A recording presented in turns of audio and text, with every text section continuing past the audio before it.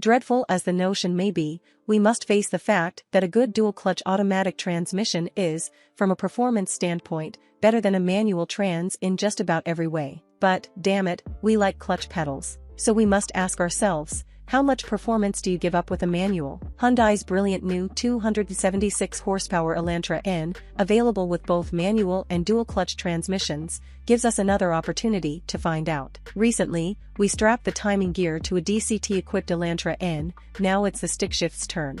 Obviously, there are several factors at work here. The manual Elantra N does without the 10 horsepower overboost function of the automatic car. The 7 forward speeds in the DCT give a better spread than the 6 in the manual gearbox, and there are differences in both transmission hardware and final drive gearing.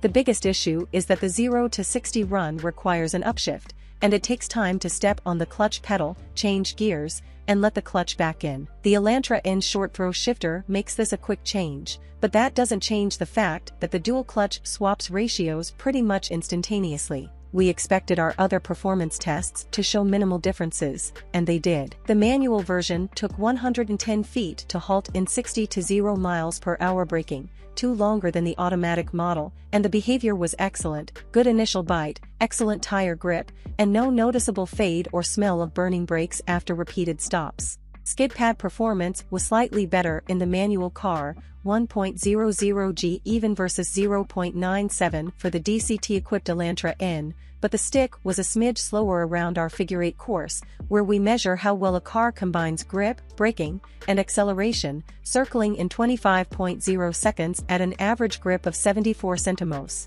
The automatic Elantra N did it in 24.9 at 0.75.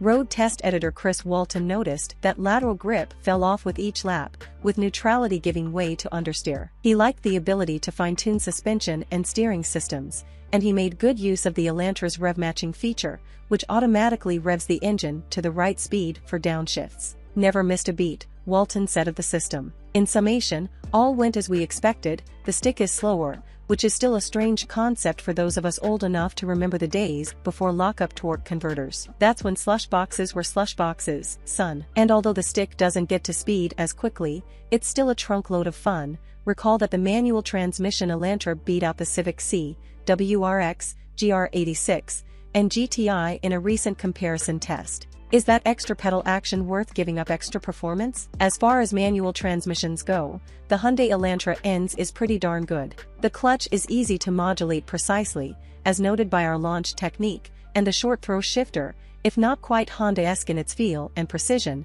still makes for a great feeling gearbox. Whether this first-rate manual experience is worth giving up nearly a second in 0 to 60 performance is up to the Elantra N's buyers. After testing both transmissions, we don't think there's a wrong choice.